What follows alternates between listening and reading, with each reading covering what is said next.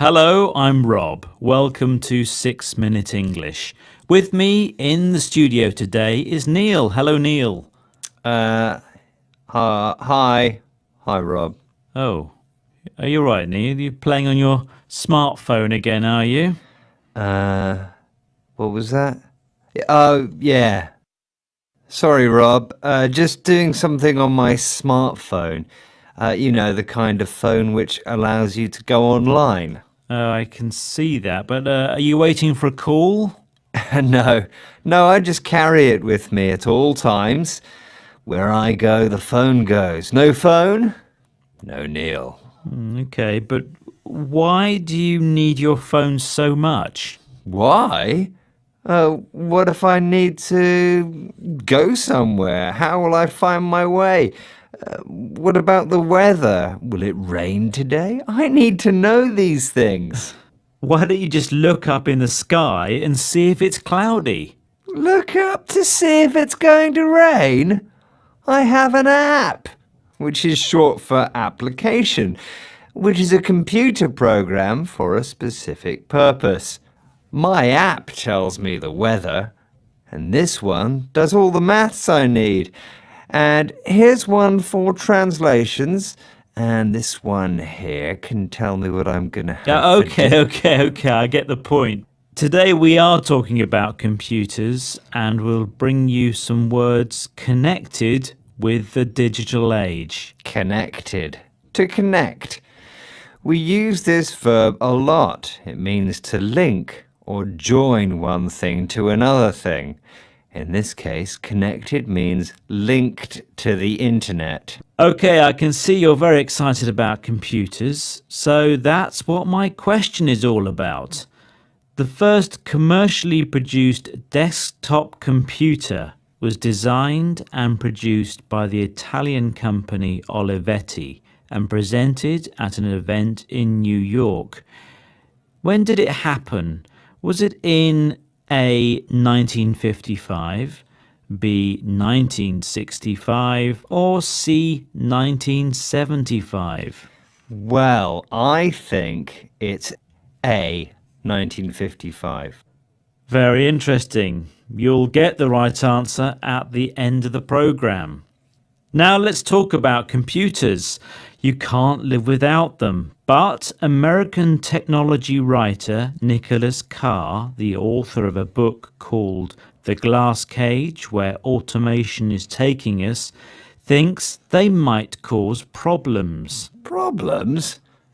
They cause us problems when they crash. That's what we say when our computer suddenly stops working. Well, not just that. Let's listen to Nicholas Carr. He says if we rely too much on computers, we lose something. But what is it? The ability of computers to do things we used to do is growing astronomically. And we're rushing to hand over to computers tasks, activities, both in our work lives and in our personal lives. And what you begin to see is what's often called a de-skilling effect. The person becoming reliant on computers because they're not exercising their own talents. Those talents begin to fade. And we begin to lose, as a result, the unique things that human beings can do that computers can't. Feel empathy, take a broad perspective, interpret all the stuff that can't be turned into data. According to Nicholas Carr, using computers means that we're losing skills. He talks about de-skilling. A skill is the ability to do something well because we've practiced it. And he also talks about the loss of talent. Talent is a natural ability to do something. You didn't have to learn it, you're just naturally good at it. It's something we're all born with. Carr says that relying on computers means our talent is fading because we don't use it anymore. And he goes even further and says we're losing some of the things that make us human, like empathy, the ability to imagine and understand what other people might be feeling. So, do you agree with this writer, Neil? I think he's got a point, actually. It's like the friendships we make on social media. It's nice to get to know new people in different countries, but we have to remember that it's important to talk to people face to face too. So maybe we shouldn't use GPS to find our way around all the time. GPS, the global positioning system, which gives us directions with the help of satellites orbiting the Earth. Instead, have a conversation with someone. Ask for directions. Yes, and perhaps we can give the spell checker a miss occasionally. A spell checker is a very useful piece of software which helps us avoid making spelling mistakes when we're typing on a computer. But it is good to actually learn how to spell the words properly and not leave everything to the machine. Good idea, Rob. I'll try not to rely so much on digital technology. Computers are here to stay, and they'll become more and more sophisticated, but we have to remember they are just tools. Yes, computers are here to stay. And by the way, when was the first commercially produced desktop computer launched? As I told you, it was designed and created by Olivetti and launched in New York. But when was it launched? Was it 1955, 1965, or 1975? And I said 1955.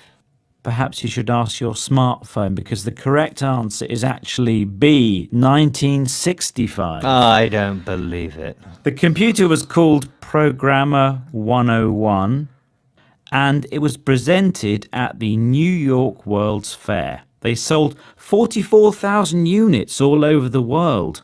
The initial price in the US was $3,200. Well, we're almost out of time, so let's remind ourselves of some of the words we said today, Neil. Smartphone. App. To connect.